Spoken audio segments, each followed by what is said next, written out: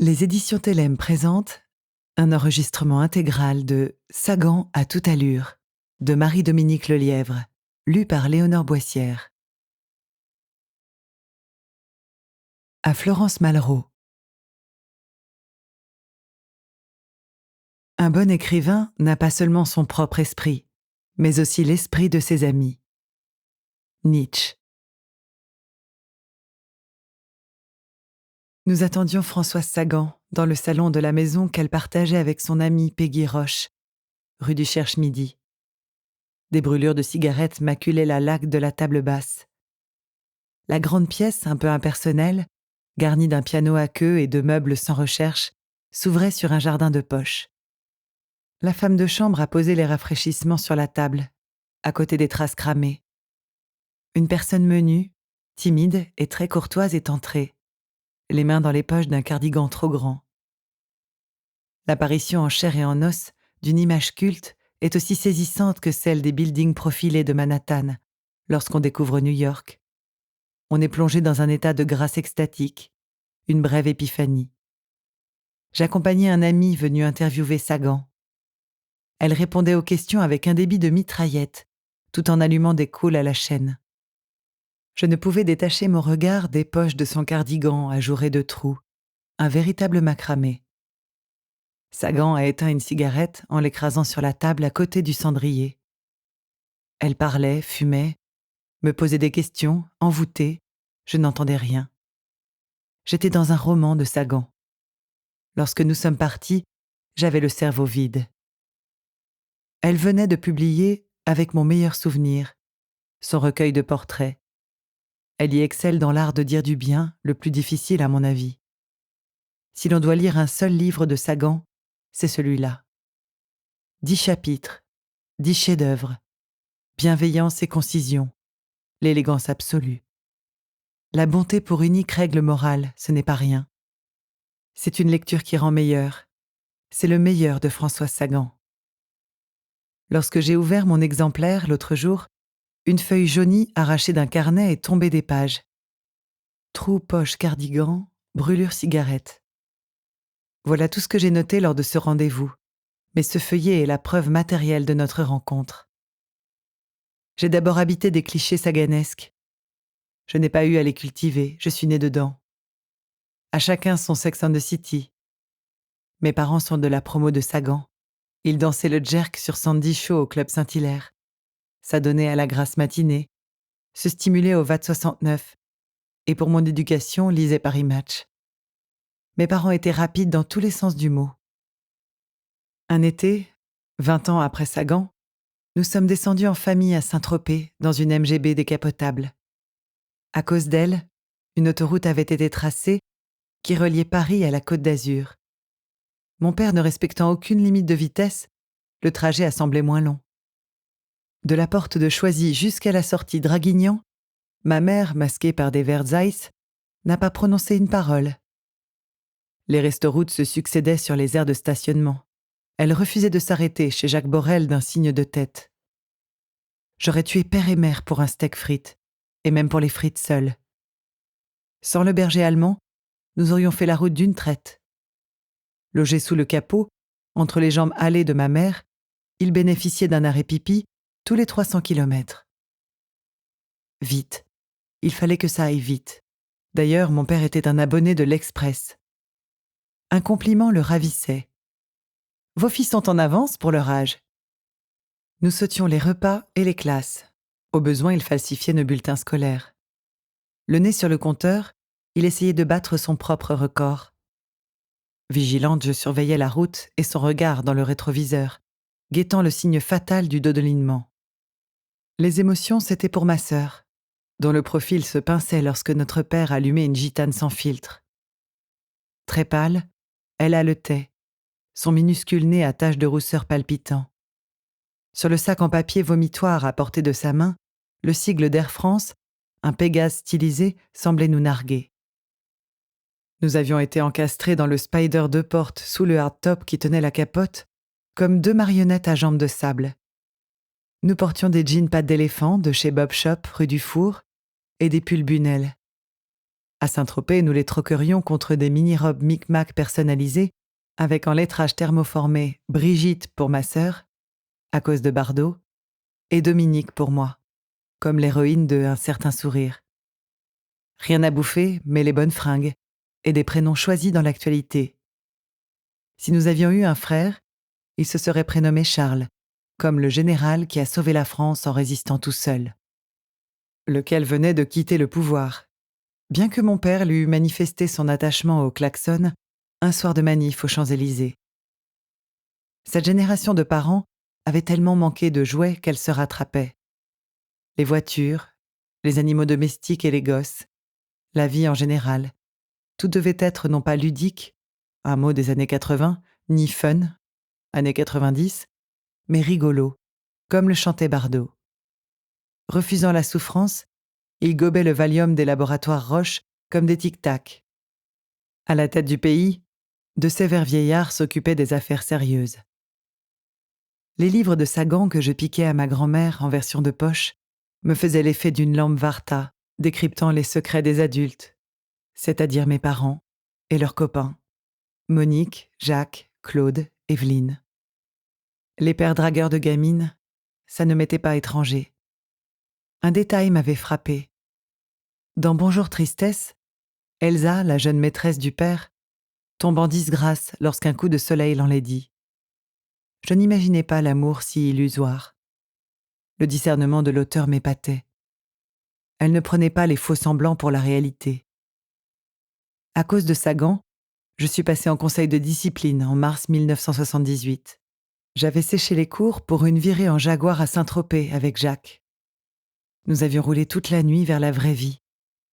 À l'arrivée, le port était vide, il ne se passait rien, sauf la lumière du soleil sur le golfe. Mais je n'étais pas venue pour admirer les beautés de la nature. Je marchais dans une ville imaginaire, et lorsque dans une ruelle, un autoradio nous a appris la mort de Claude François, cela m'a semblé normal. Sagan était l'incarnation moderne de mon héroïne chez Erazade. La femme qui sauve sa peau et celle des siens en racontant des histoires. Je ne voulais pas devenir femme de lettres, mais écrivain célèbre. Non pas vouer ma vie à l'écriture, mais vivre comme Sagan. Écrivain, ce n'était pas un métier, mais un style de vie excitant, lyrique, excessif, libre. La vraie vie, en somme. Faire des livres comme elle, ça semblait facile. Lorsque j'ai écrit mon premier livre, j'ai téléphoné à un concessionnaire Aston Martin, lui demandant une documentation. Avec mes droits d'auteur, j'allais acheter la Vantage V8. Pour les bagages spécialement conçus, afin de s'encastrer dans le coffre, j'hésitais encore. Je croyais à la fulgurance du succès comme un footballeur débutant. J'ai seulement changé de bicyclette. D'ailleurs, je ne sais pas conduire. Plutôt qu'un portrait, cette enquête est un kaléidoscope. Sagan a déjà eu des biographes. Elle en aura d'autres. Je ne prétends pas dire qui elle était, saisir son énigme la plus profonde. Qui le peut d'ailleurs? Elle était très secrète, mais seulement éclairer quelques facettes. Le biographe sélectionne des dates, il trace une trajectoire où tout semble se tenir de la vie à la mort. C'est artificiel. La biographie de Sagan n'est pas un roman de Sagan. Pour écrire ce livre, je n'ai pas passé des milliers d'heures à interroger tous ceux qui se sont trouvés à un moment ou à un autre sur son passage éclair. Je me suis concentrée sur une 50aine de témoignages, et en premier lieu, le sien. Je l'ai lu et relu. J'ai rencontré ses amis les plus chers, ses secrétaires, sa dernière compagne, sa famille, sa banquière, ses médecins, des éditeurs, sa gouvernante. J'ai visité ses maisons, feuilleté ses livres et ses dictionnaires, consulté ses manuscrits et sa garde-robe, sa discothèque, et dormi dans son lit. Ce livre est un récit de voyage au pays de Sagan. Jour de chance. Florence Malraux habite un immeuble discrètement élégant, aux confins de la rue de l'Université, au pied de la Tour Eiffel. Je suis un peu inquiète. Cette rencontre est décisive. Le beau nom de Florence Malraux est le mot de passe qui décidera de la suite. Les entourages ne sont pas généreux. Ils craignent d'être dépossédés de leurs secrets ou qu'on en fasse un usage maladroit. Françoise Sagan avait 16 ans lorsqu'elle a connu Florence au Courat-Mer. Leur amitié a tenu toute une vie. C'est rare. À quoi peut ressembler une femme dont les illustres gènes sont stockés au Panthéon? Je sonne au hasard, mais je devine immédiatement que c'est la bonne personne. Même gabarit de crevette que Sagan, même âge ou presque, et des manières amicales. Elle est si menue que mes craintes se dissolvent. Pieds nus sur la moquette, elle me précède. Des livres, des piles de CD, des photos fraîches d'enfants et d'amis. Dans certains appartements, on étouffe. Il s'en dégage une mélancolie poignante, ou alors ils sont glaciaux, inhabités. Calme et lumineuse, cette maison diffuse un air frais qui ne provient pas de la bougie diptyque. On y respire. Au Courat-Mer, nous étions en avance, des enfants de la guerre, qui s'était terminée par un coup de massue, la découverte des camps. Aimantées par leur singularité, Florence et Françoise sèchent les cours pour les bistrots, où elles parlent de ce qu'elles aiment le plus, les livres, ce qu'elles ont lu, ce qu'elles lisent, ce qu'elles liront. Françoise avait lu tout Stendhal, et puis Flaubert, Faulkner, Hemingway, Camus, Fitzgerald, un peu Malraux. Elle était colonisée par la littérature. Les deux filles rivalisent d'érudition et de name-dropping littéraire, cherchant à s'épater. Françoise a lu Proust, Florence non. Mais Florence connaît Dostoïevski et Tolstoï, Françoise pas. La finesse de Florence, son discernement et son charme, sa culture, son goût pour la peinture et son entourage subjuguent Françoise. Elle déjeune avec Albert Camus ou Louis Guillot, dont Françoise a aimé le sang noir. Florence, elle, admire l'intelligence et la liberté de son amie. Il y avait un peu de narcissisme dans notre attirance mutuelle. On nous prenait pour deux sœurs. Dans la bibliothèque de Florence, une photo les montre en tête-à-tête à Capri, l'été qui a suivi la publication de Bonjour Tristesse.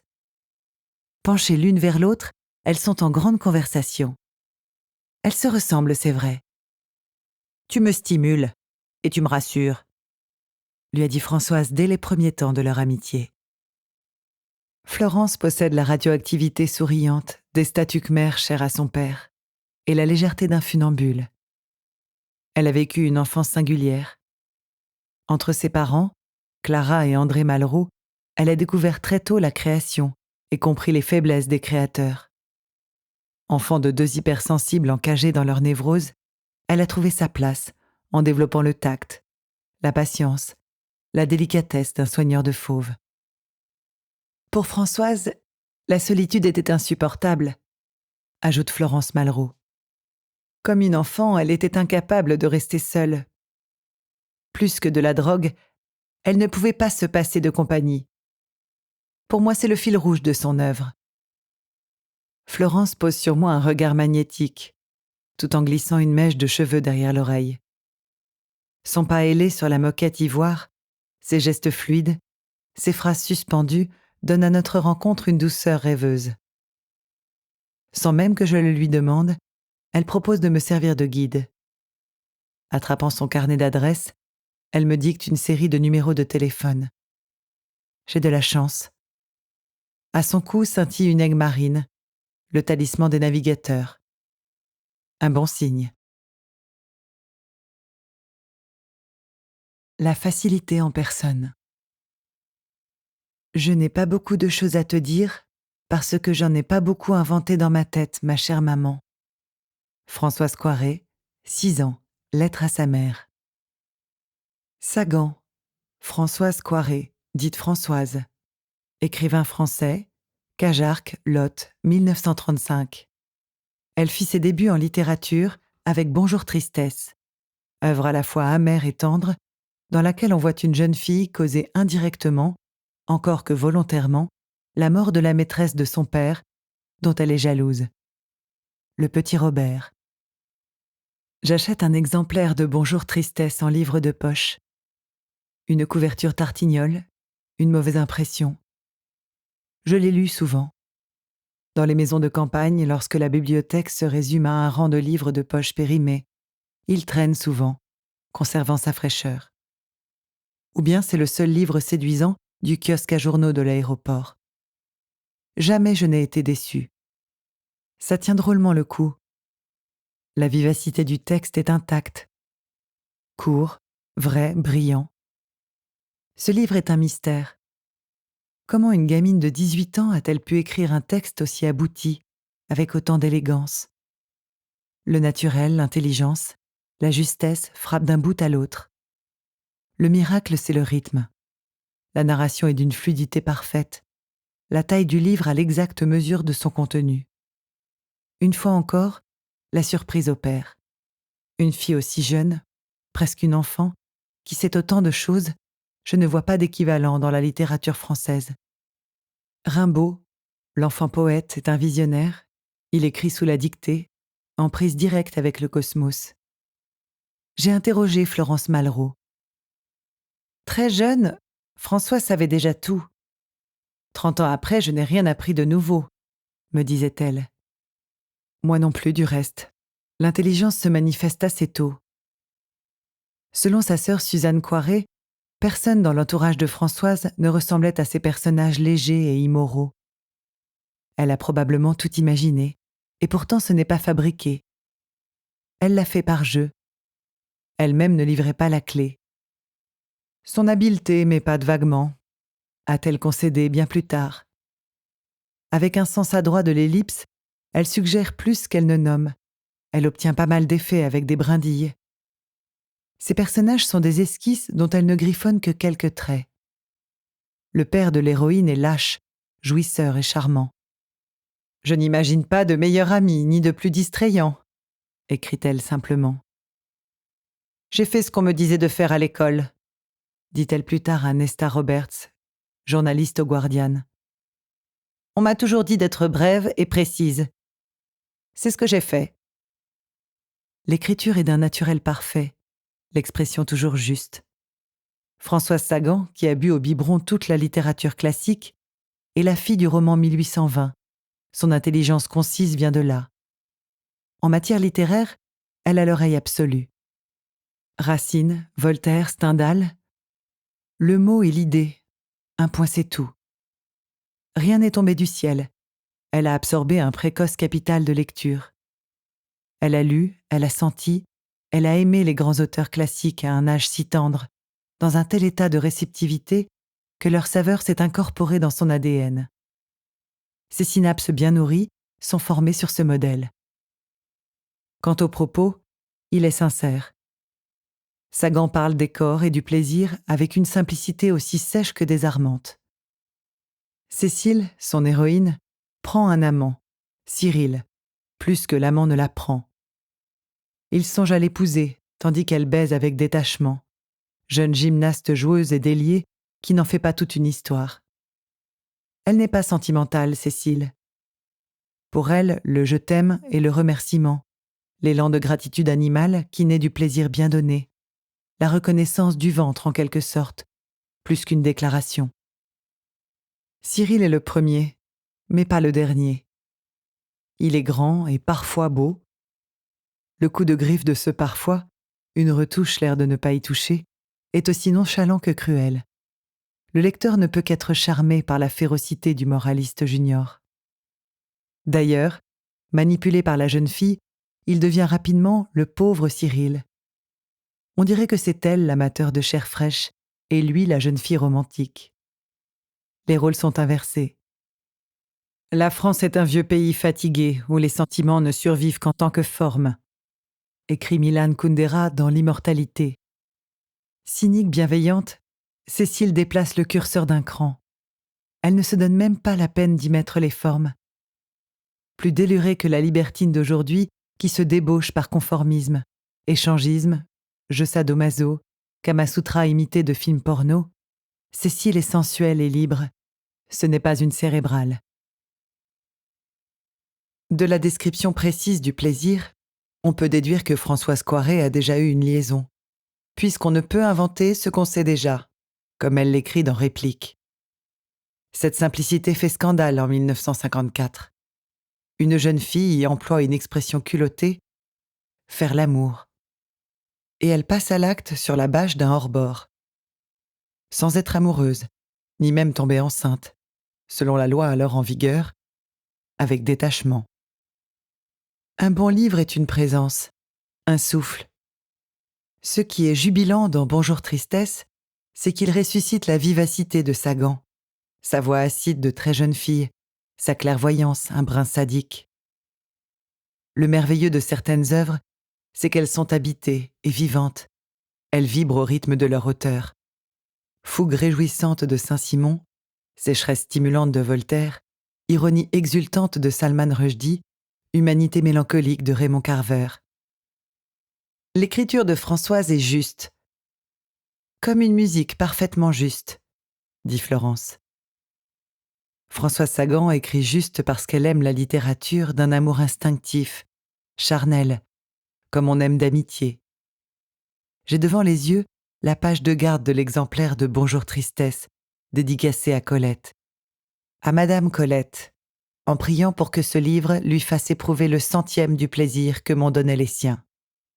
En hommage, Françoise Sagan.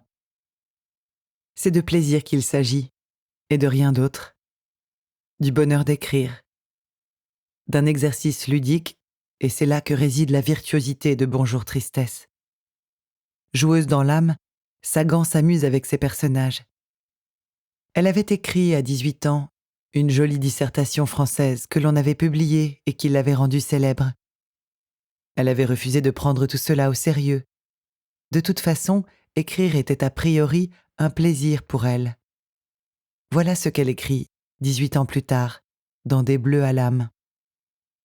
À la fin de l'été 1953, quand Florence et Françoise se retrouvent à la Sorbonne, elles se racontent leurs vacances. « Moi, je viens de terminer un roman », dit Françoise. Florence est sceptique. Certes, Françoise a écrit des poèmes, des nouvelles aussi, mais elle n'a jamais évoqué le projet de roman. Au milieu de l'été, elle a brusquement quitté Osgore pour rentrer à Paris avec son père. Passer le mois d'août à Paris est assez chic, on échappe à la famille et la ville est à vous. C'est un été comme il y en avait encore en ce temps-là, découpé par des avenues poussiéreuses et désertes sous des arbres vert pomme ou vert sombre. Je vais en robe de chambre chez le boulanger de la rue Jouffroy, et j'y achète 2 croissants. Je grignote le mien pendant le trajet du retour, ne rencontrant qu'un autobus aussi vide que le boulevard et un célibataire mal rasé, écrit-elle dans Derrière l'épaule. Cet été 1953, Françoise Coiré devrait être à la plage, comme son héroïne Cécile. À bronzer sur le sable, à rouler des patins à un type parfois beau, elle a préféré s'enfermer dans un appartement de la plaine Monceau, en compagnie d'un père qui n'est pas du tout un séducteur comme Raymond, celui de Cécile.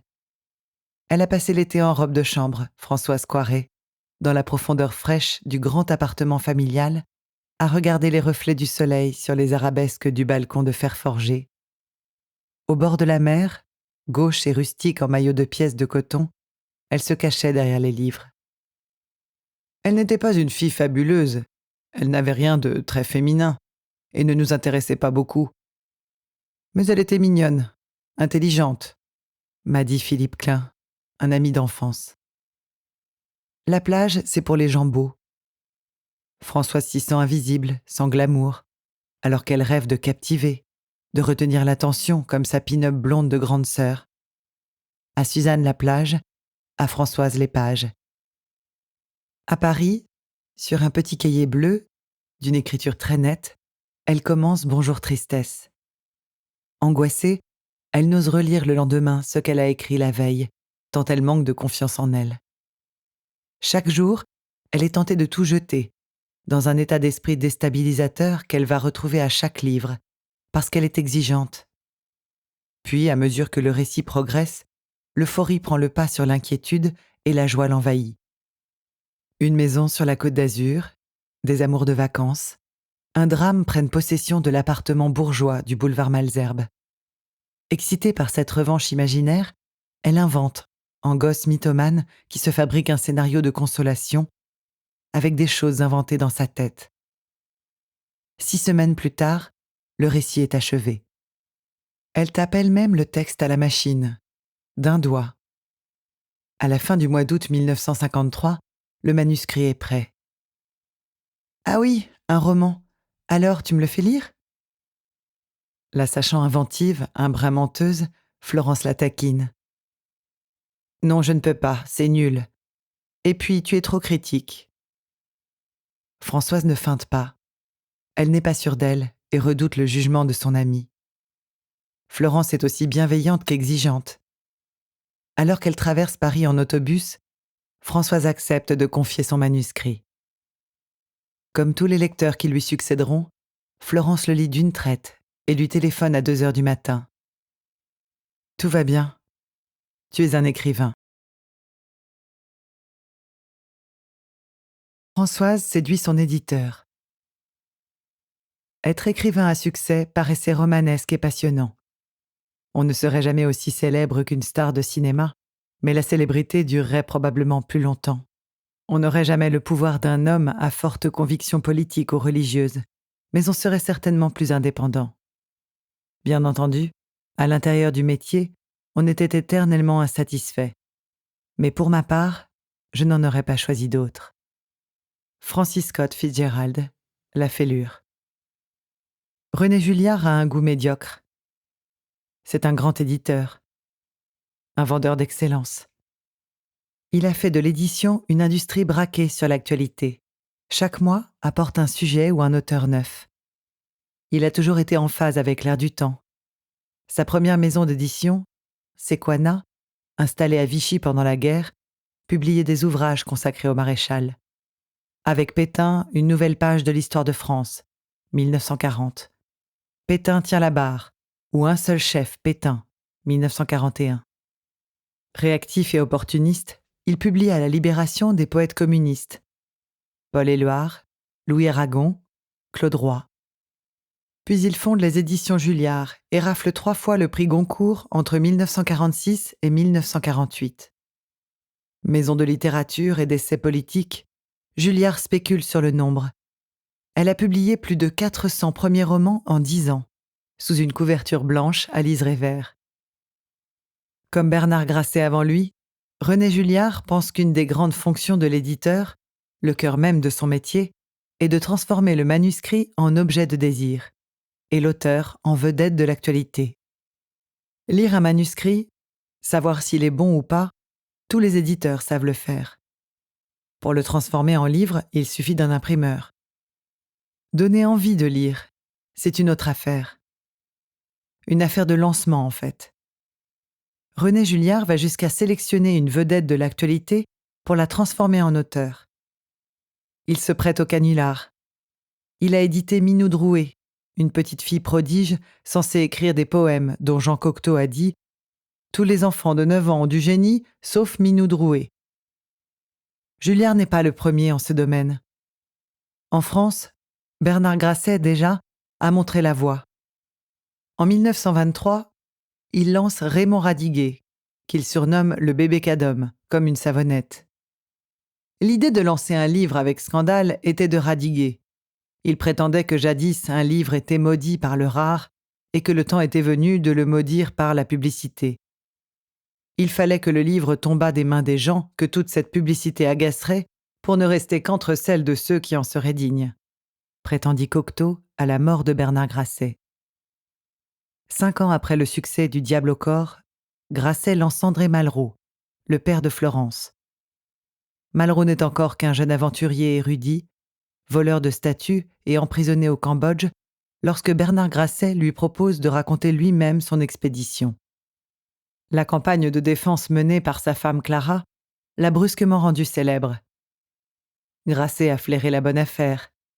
Le livre comme produit dérivé de la notoriété. René Julliard lui aussi a le sens de la communication. 2 fois par semaine, sa femme Gisèle d'Assailly, conduite un peu sotte, organise des réceptions dans leur appartement de la rue de l'Université, où sont conviés libraires, écrivains ou journalistes influents. Dans un décor 18e, avec d'admirables antiquités chinoises, le couple Julliard reçoit en majesté. On y dîne très mal. Viande desséchée avec haricots verts pour tout le monde, mais servie par un maître d'hôtel en gants blancs. De haute taille, énigmatique derrière ses lunettes d'écaille, monsieur paraît un peu absent, à l'abri d'une irréprochable courtoisie. Madame fait plus d'efforts, sans jamais oublier ce qu'elle se doit. Descendante de Lafayette, Gisèle d'Assailly cultive sa ressemblance avec l'ancêtre, le cheveu d'argent soigneusement peigné comme une perruque Louis XVI. La politesse de ce ménage tient à distance plus qu'elle ne met à l'aise, raconte Mathieu Gallet dans son journal. Dans la maison d'édition, un service de relations publiques amplifie la notoriété ou la réussite des auteurs à succès, et pas seulement dans les pages littéraires, car l'attachée de presse est bien introduite à la rédaction de Paris Match. Ce jour-là, René Julliard est presque ahuri. Un drôle de pistolet est assis dans sa bibliothèque rue de l'Université. Garçonnet vêtu comme sa mère, ou presque, jupe sous le genou, escarpin à talons. La jeunesse qui n'est pas encore une classe à part entière ne choisit même pas la marque de ses vêtements. Françoise Coiré le regarde avec de grands yeux narquois, à demi cachés sous une épaisse frange de cheveux blonds cendrés. 19 ans, paraît-il. Elle ne les fait pas, malgré la jupe conventionnelle. Françoise Coiré, 167 boulevard Malesherbes, Carnot 4961, née le 21 juin 1935, a-t-elle écrit sur la couverture du manuscrit. Lorsqu'il a terminé de le lire la veille, il s'est demandé si une gamine aussi jeune en était vraiment l'auteur. René Julliard lui a envoyé un télégramme dans la nuit, lui proposant un rendez-vous à 11h chez lui. Boulevard Malesherbes, chez les Coiré, la bonne Julia Lafont montait la garde. L'éditeur a dû attendre le réveil tardif de la jeune fille pour obtenir la réponse. Françoise aime son lit, déjà. Cette désinvolture n'a pas déplu à l'éditeur. C'est lui qui s'est plié à son agenda. Un nouveau rendez-vous a été fixé à 17h. Une météo changeante, tantôt gaie, tantôt mélancolique sur le museau pointu de la jeune fille, accentue sa jeunesse.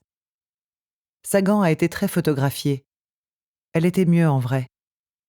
La photo ne restitue pas davantage la vivacité, la présence d'un être que la beauté mobile d'un nuage. Il manque les gestes, le sourire qui s'allume et disparaît, la présence. Le charme ne se photographie pas. Les images de Françoise ne rendent pas justice à sa grâce naturelle, à sa séduction, à sa vivacité. Elle s'exprime avec aisance, dans une langue classique. Pas d'argot, pas de gros mots, pas de tic de langage. Ses mots et ses idées sonnent justes. Une jeune fille de bonne famille, pas déroutée du tout de parler en public, avec une diction précipitée qui ajoute au charme. Françoise Coiré n'est pas jolie, elle est pire, irrésistible. L'intelligence la rend belle. Et tout chez elle respire la lucidité, l'esprit en alerte. Elle comprend tout au quart de tour, la dernière fille des Coiré. D'autant qu'elle est vaguement ivre. Un verre de cognac avalé au Flore avec son groupuscule, Florence Malraux et Véronique Campion, a débridé sa timidité. En plus, une voyante, Madame Poignant, rue de l'Abbé Groux, lui a assuré qu'avant 1 an, elle serait connue au-delà des mers. Dans l'appartement de René Julliard, grand, bourgeois et paternel, elle trouve vite ses repères. Ils parlent la même langue. Françoise est en état de grâce juvénile et René Julliard est sous le charme. Cette fin d'après-midi-là, rue de l'Université, elle joue avec sa cervelle en virtuose. Et puis des pauses, des silences colorés par des yeux immenses de très tendres ouistiti. Elle n'a pas les plus beaux yeux, mais elle a le plus beau des regards, brillant de vivacité. L'intelligence est un euphorisant. Voilà pourquoi elle a eu du succès tout de suite, Françoise Sagan. En tricotant les idées très vite, avec des raccourcis inédits, des pirouettes, des surprises mentales. « J'aime écrire », dit-elle. Écrire un roman, c'est faire un mensonge. J'aime mentir. J'ai toujours menti. L'instinct marchand de René Julliard lui souffle qu'il a trouvé en Françoise Coiré un personnage, un petit phénomène comme l'édition les apprécie. La jeunesse est un bon argument commercial. La finesse, L'instinct de la jeune fille lui permet de s'accorder aux attentes de la bourgeoisie de son temps. Pendant les 3 heures qu'il passe avec elle, le 17 janvier 1954, René Julliard succombe à la séduction de ce petit personnage rare, qui semble avoir écrit en se jouant, comme l'acrobate du cirque de Pékin fait tournoyer l'assiette sur une baguette en bambou. Le coup de la gamine qui écrit un premier roman à scandale, les éditeurs le refont à chaque saison, mais nul n'a jamais plus eu la grâce de cet essai. Pour un éditeur des années 50, Françoise est à la fois rassurante comme une jeune bourgeoise et émancipée juste ce qu'il faut. Adolescente de bonne famille, elle franchit la ligne jaune avec élégance. Elle sait écrire, somme toute. Elle est dessalée, mais pas trop. Elle est trop maligne et délicieusement courtoise pour en faire trop. René Julliard en est convaincu à présent. Françoise Coiré a écrit elle-même son livre. Elle est un écrivain. Ce n'est pas indispensable, mais ça peut servir lorsqu'on publie. Il a mis la main sur un bébé femme de lettres. Julliard, à l'époque, ce n'était pas synonyme d'extrême qualité. Françoise avait choisi le premier qui l'avait accepté. Il y avait alors un snobisme d'éditeur. Dans cette époque très Gallimard, Françoise se débarrassait d'un mythe. L'idée qu'un grand écrivain devait publier chez Gallimard, précise son ami Bernard Franck. Si René Julliard devient l'éditeur de Bonjour Tristesse, c'est qu'il a été le plus rapide.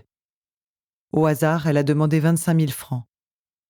Émoustillé, stimulé par la rencontre, René Julliard double la mise et devance les éditions Gallimard et Plomb qui accepteront le manuscrit, mais trop tard. Avec Françoise Sagan, il faut être rapide. Aussi vif qu'elle. J'ai eu la chance de commencer avec les éditeurs qui avaient à la fois le talent et l'argent, dit Françoise Sagan dans Réplique. L'argent, elle sait comment l'utiliser. Je vais acheter une voiture, une Jaguar. En sortant avec le contrat, Françoise téléphone à Florence. Celle-ci est épatée. Une copine et un écrivain qui s'achètent une voiture, elle n'a jamais vu ça. Le livre sort le 15 mars 1954. La guerre est terminée depuis à peine 9 ans. Avant l'été, Françoise est une vedette. Des années après, je lui ai fait remarquer qu'elle avait été maligne d'inscrire son âge sur le manuscrit de Bonjour Tristesse, m'a dit Florence Malraux. Non, ça n'était pas par habileté. C'était juste pour qu'ils se disent « Elle est jeune, elle a une excuse », lui répond Françoise. Bernie chéri. Parce qu'il tient son pantalon d'une main, on pourrait croire qu'il s'extrait tout juste de sa coquille. Mais pas du tout. Ses baskets Méphisto sont aussi bien lacées que celles d'un prêtre ouvrier. En fait, il flotte dans des vêtements trop grands pour lui, comme empruntés. Du baggy avant la lettre. Non qu'il est maigri, il s'est toujours habillé ainsi. Je suis un homme en chambre. La mienne est celle des autres, dit Bernard Franck avec un sourire espiègle. Sa maison de papier, située en face de l'hôtel Bristol, rue du Faubourg Saint-Honoré, est parfaitement silencieuse. Au rez-de-chaussée, il est le dernier locataire privé d'un immeuble abandonné aux bureaux. Séquestré volontaire, il occupe une caverne capitonnée de bouquins, service de presse dont les stalagmites grimpent à l'assaut des murs, et nappes, tables et guéridons, portiques, de volumes en grand uniforme vert et or de la Pléiade. Ses livres à lui, il n'en possède même pas l'édition originale. Et il s'en fiche bien. Lorsqu'un de ses admirateurs, l'académicien Jean d'Ormesson par exemple, le presse d'entrer à l'Académie française, il se gondole. Et pour le remercier de sa sollicitude, il lui balance un coup de patte. Nos rapports d'écrivains auraient pu être exquis, si d'Ormesson ne s'était entêté à écrire. Bernard Franck est un homme indépendant, resté fidèle à lui-même, donc à son enfance. Nous nous sommes quittés rarement après nous être connus. Florence me l'avait présenté à un cocktail, la première année de Bonjour Tristesse. C'était un jeune homme hirsute, il avait de gros sourcils, une belle voix, de belles mains, et se montrait sarcastique, avec la petite Sagan que depuis il n'a pas quittée, à part quelques aventures sentimentales et elle aussi. Il avait déjà écrit une formidable géographie universelle, il était lié avec Sartre. Il était pour moi l'intellectuel même, Nous avons cohabité au gré de nos maisons, de nos mariages divers, mais sans être séparés par autre chose que le temps qui passe, écrit Sagan. Lorsque Françoise Sagan et lui tombent amis, Bernard Franck est plus lancé qu'elle. Florence les présente l'un à l'autre en 1954, au cocktail de Noël. Jus de pamplemousse pour Florence, Johnny Walker pour Bernard et Françoise. Bien que voisins, ils habitent chez leurs parents dans le 17e arrondissement, lui avenue de Wagram, elle boulevard Malesherbes. Ils ne se sont jamais croisés. Un libraire du quartier, Gérard Mourgue, Les Essais rue de Courcelles, a recommandé Bonjour Tristesse à Bernard. Il l'a dévoré dans le plaisir et la hâte, comme un policier de la série noire ou un album des pieds nickelés dont il est friand. Il ne surcharge pas l'existence de faux problèmes. On les lit, et puis bonsoir. Assis dans un fauteuil, patient et résigné, Bernard Franck papillote des paupières, cheveux hirsutes, mi-garnement, mi-Dalaï Lama. C'est longtemps, longtemps après que j'ai commencé à éprouver une véritable admiration pour le petit chef-d'œuvre de Françoise, Bonjour Tristesse. Sans forcément le lui dire d'ailleurs. Sans le dire du tout. Jeune, prétentieux et snob, Bernard Franck se prend alors pour le seul écrivain de sa génération. Toisant Françoise du haut de ses 25 ans, elle qui n'en a que 20. Il lui parle de ses petits romans à la noix. Elle exprime un respect indéfectible pour ses livres. Bernard en a déjà publié 3 au moment de leur rencontre. Géographie universelle, Les rats, La panoplie littéraire. Vedette des lettres françaises, il est le jeune homme dont on parle. On attend de lui un grand roman, un chef-d'œuvre. « Vous êtes plus intelligent que moi au même âge », lui a dit Jean-Paul Sartre, de sa voix métallique et sèche. Chacun est persuadé du génie de Bernard. Françoise aussi pense qu'il est un écrivain extraordinaire. Bernard se laisse penser qu'elle n'a pas tort. Leur amitié la rassure sur son propre talent, dont elle n'est pas si sûre. Elle quête son approbation. La première fois, Françoise vient le chercher chez lui dans la Jaguar XK 140. La carrosserie était noire, ou d'un vert foncé, je ne sais plus très bien. Pour quelqu'un qui ne savait pas conduire, avoir pour chauffeur une jeune fille au volant d'une Jaguar est éblouissant. Le style de vie de Françoise lui semble lumineux. Comme Scott Fitzgerald de Zelda, Bernard Franck tombe amoureux de son courage, de sa franchise, de sa flamboyante estime de soi. Bernard embarque à bord de son vaisseau spatial dont il ne redescendra jamais tout à fait. J'ai compris que je ne pourrais jamais faire mieux. Françoise le conduit chez son éditeur, Jean-Claude Fackel, rue de Grenelle. Elle gare la voiture décapotée dans la cour de l'hôtel particulier, un peu délabré, qui abrite la maison d'édition. Les voitures épatent encore dans les années 50. Bernard Franck affecte de trouver ça très bien, sans plus, même s'il n'est pas mécontent de cette publicité. Ce jour-là, toute la maison est aux fenêtres pour assister au spectacle. Il apporte à Fackel le manuscrit du Dernier des Mohicans. Ensuite, l'éditeur ne verra plus rien venir. Françoise l'a enlevé. Avec Florence, ils forment un trio inséparable. Ils sont rapides, intelligents, délicats, lettrés, charmants, pudiques et réservés, tendres surtout. Ce que Françoise Sagan aime le plus chez les autres est ce mélange de charme et d'intelligence qu'on appelle l'indulgence. Ils voyagent, Françoise et Florence avec des baluchons, Bernard avec ses malles de livres et ses embauchoirs. Je n'avais jamais vu une intelligence pareille dans la simplicité. L'intelligence, quand elle est claire et précise, provoque une impression de paix. La littérature française n'a connu que 2 stars depuis la guerre, Sartre et Sagan. Sartre, c'était évident qu'il était intelligent, mais Françoise. Et le sexe ? Pshh. D'un geste saganesque, il aplatit d'une main sa frange sur son crâne avant de l'écraser sur ses sourcils, comme une visière qui dissimule la moitié de son visage. Il peigne sa timidité. Franck et Sagan ont vécu une telle symbiose qu'ils ont fini par se ressembler. Bernard, d'ailleurs, est aussi incompréhensible que Sagan, non parce qu'il parle aussi vite qu'elle, mais parce qu'il marmonne. L'écrivain et critique Éric Neuhoff, un ami de Bernard, prétend que leurs échanges devaient se faire en morse. Y a-t-il eu entre Franck et Sagan une love affaire? Vague soupçon. Aucune certitude, disent les proches. Non, il n'y a jamais rien eu entre eux, tranche leur ami Jean Grouet, qui a été le secrétaire de Sagan, avant de devenir, selon Patrick Besson, la nounou des écrivains, en particulier Bernard Franck. Cela a pu arriver, rectifie Claude Perdriel, autre copain et nounou d'écrivain. C'est arrivé. Une fois. Une seule fois. Et ça n'a plu ni à l'un ni à l'autre. Chacun l'a confié de son côté à Florence. Il n'est pas son genre, elle n'est pas le sien. Il préfère les dames âgées, elle les dames jeunes ou les hommes âgés. Pour Françoise, Bernard tient du nounours hirsute, de l'objet transitionnel plus que de l'amant. Elle l'admire tout en le trouvant exaspérant. Françoise a été la femme de ma vie, dit tout à coup Bernard Franck. Ça alors, elle n'est pas la seule.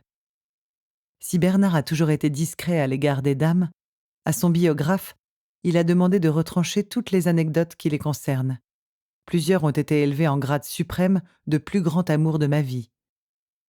Bernard a aimé des femmes de caractère, de forte personnalité, comme Marie-Odette de Rochechouart, sa grande passion, l'anglaise Barbara Skelton, veuve de l'écrivain anglais Cyril Connolly, Monique Gontier, la mère de la plasticienne Sophie Calle, ou la grand reporter Claudine Vernier-Paillé, qui l'épousa. C'est une amitié bizarre, plus faite de longs blancs, de brouilles et de méfiances silencieuses que d'embrassades, comme si nous remettions à une autre vie, à une vie meilleure, le soin de nous rencontrer plus souvent et de nous complimenter, écrit Bernard dans France Observateur, le 30 janvier 1964, à propos de son lien avec Sagan. Françoise et Bernard ont pratiqué une forme d'amitié amoureuse, fidèle et passionnée, qui ne s'est jamais démentie. Ils se font parfois la gueule. Bernard, affreusement jaloux, entre volontiers en bouderie. Il y a des brouilles, des réconciliations. Mais ils s'aiment et se respectent, liés par une même nécessité, ne jamais rester seuls, situation qu'ils exècrent autant l'un que l'autre. Ils sont proches sans être intimes.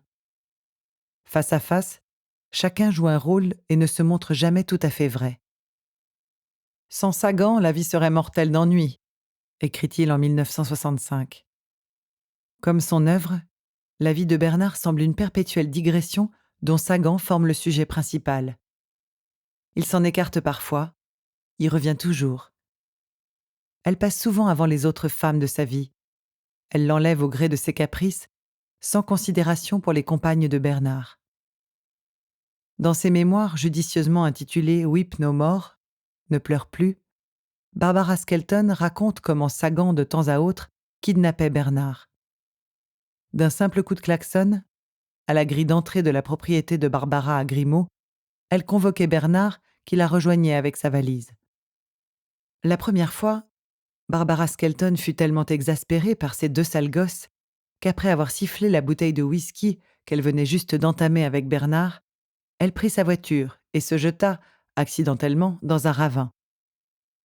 Une fois envolée, Bernard envoie à sa protectrice des télégrammes sadico-diplomatiques.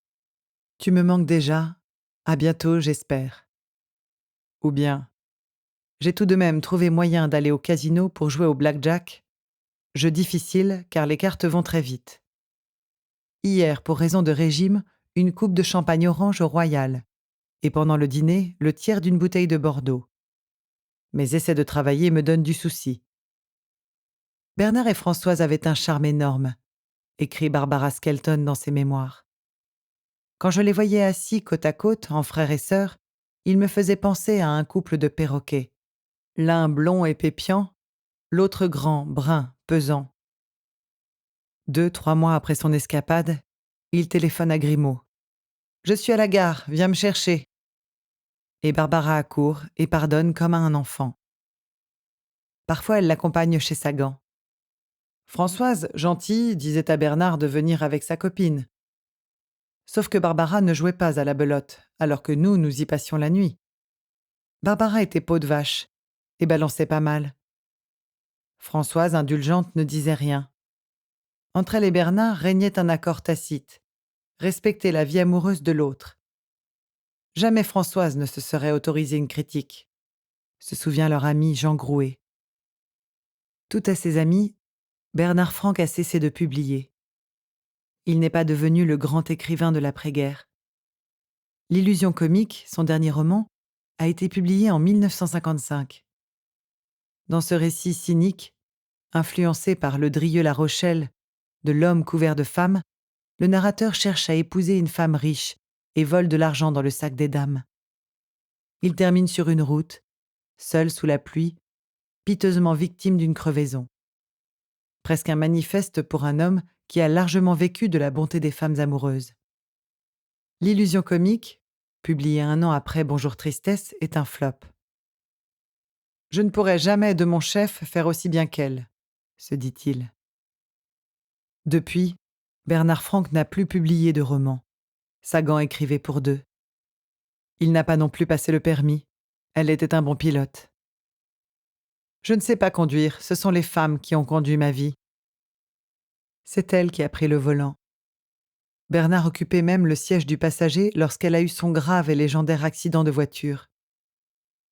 Toute sa vie, il a promis aux éditeurs qui le pensionnaient son prochain roman, un grand livre onirique sur Vichy auquel il a donné le titre de Mort à Vichy. René Julliard, par exemple, l'éditeur de Françoise, l'avait mensualisé dès 1957, grâce aux recommandations de Jacques Chardonne. Franck est unique en son genre, c'est le Proust de sa génération. L'éditeur racheta les livres de Bernard parus à la table ronde et lui versa une mensualité de 100 000 francs. Généreux, il lui arriva même de régler les pertes de Bernard au casino. En 1958, Franck lui a remis La Panoplie littéraire, son essai sur Drieux-La Rochelle. Puis plus rien. Jamais. Au bout de la 4e année, Dieu sait pourquoi, j'ai senti Julliard devenir nerveux. Bernard lui adresse alors une lettre, un peu vive. Il ne peut écrire en se sentant surveillé, pour une mensualité somme toute modeste. René Julliard interrompt les versements. Bernard s'est mis à penser qu'il n'était pas tellement fait pour le roman. Pas tellement contre non plus. Un aquaboniste, comme disait Cocteau. Mais il est resté fidèle à sa passion douce, la littérature, qu'il aime de la même manière charnelle que Françoise. Ensemble, ils n'en parlent jamais. Ou alors fortuitement, entre deux parties de cartes, il lui dit « Tu sais, cet imbécile de Racine, il était finalement beaucoup plus égoïste et pervers que Corneille. » Les prétentieux, les bas bleus les enquiquinent. Simone de Beauvoir, qui le sentait, était intimidée par Sagan. Comme elle se plaît aux ellipses, aux allusions, aux sous-entendus, et qu'elle ne termine pas ses phrases, il me semblait pédant d'aller jusqu'au bout des miennes, mais il ne m'était pas naturel de les briser. Et finalement, je ne trouvais plus rien à dire, écrit-elle dans La force des choses. Un jus de pamplemousse ? Tenant son pantalon d'une main, Bernard Franck disparaît dans la cuisine et revient avec 2 verres. Dans le sien, il n'y a pas que du pamplemousse. Bernard Franck n'a jamais cessé d'écrire. Depuis 50 ans, ce formidable mémorialiste, auteur de milliers de pages vivantes. Nous espérons que vous avez apprécié cet aperçu. Pour continuer à écouter ce livre audio sur Google Play Livres, utilisez le lien dans la description de la vidéo.